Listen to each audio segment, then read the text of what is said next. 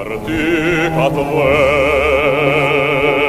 vemat bucrën car, me fugire kësaj zemre do të këndoj. Të dashur teleshikues të televizionit të shqiptarëve të Amerikës, përshëndetje. Fillojmë këtu rubrikën Kombi Ynë. Do të flasim për shkrimtarin e madh Ismail Kadare, shkrimtari që mbjetoi fal alegorisë.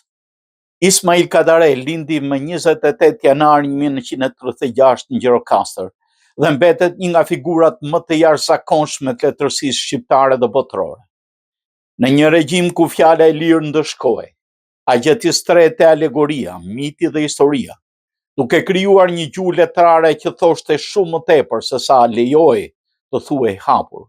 Romanet e tij që nga generali i ushtrisë së vdekur tek pallati i ëndrave apo prilli i thyer janë dëshmi se letërsia mund të jetë një akt rezistence i heshtur.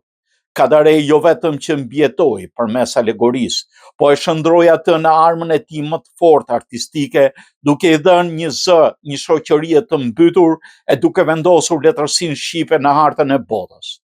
Në historinë e kombeve të vogla, mbjetesa shpesh nuk ka qenë fizike, por shpirtërore. Shqipëria e shekullit të 20 e provoi këtë në mënyrën më brutale, dhe në atë e gërësirë të gjatë letërsia u bën nga format e pakta të frymarrjes. Ismail Kadare nuk ishte thjesht një shkrimtar i talentuar.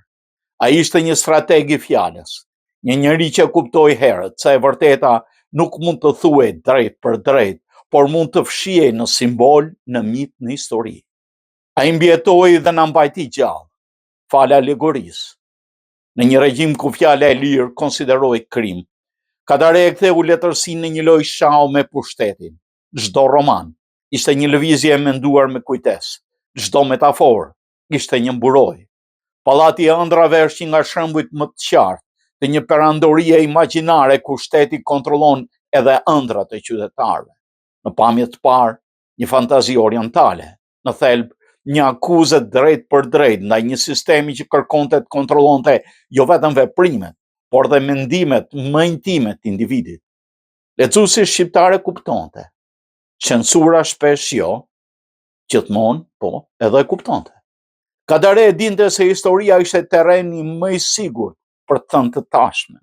Tek prilli i thyer, hakmarrja dhe kanuni nuk janë vetëm një rrëfim, një traditë të vjetër.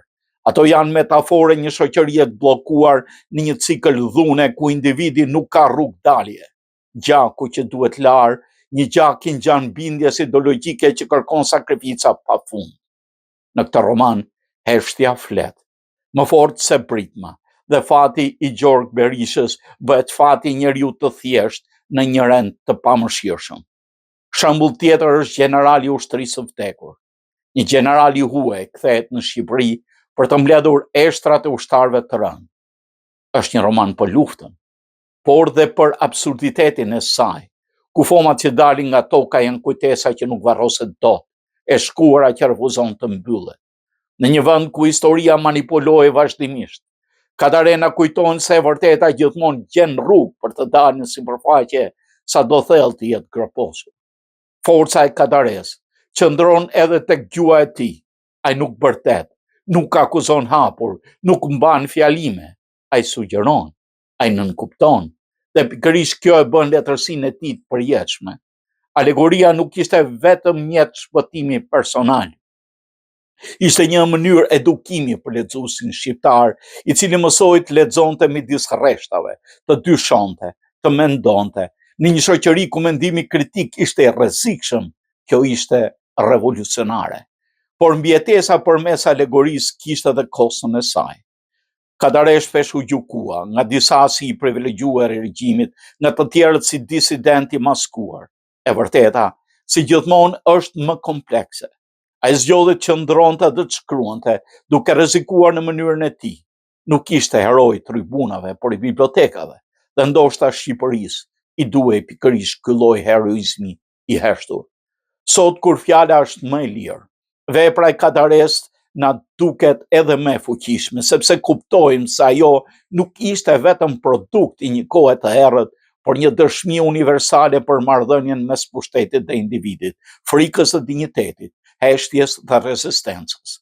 Alegoria e tij nuk ishte arratisje nga realiteti, po përballje me të, një përballje e zgjuar, e thellë dhe guximshme.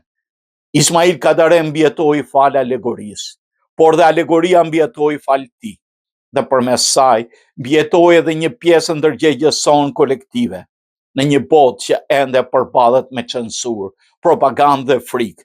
Zëri i tij vazhdon të na kujtojë se letërsia, kur është e vërtetë, nuk mund të mbytet kurrë.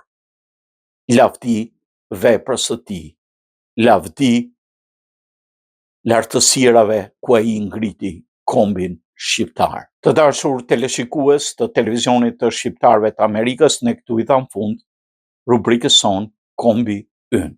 Miru takoshëm. Partika të vema të bukur në kar, me fuqin e kësaj zemre do të këndoj.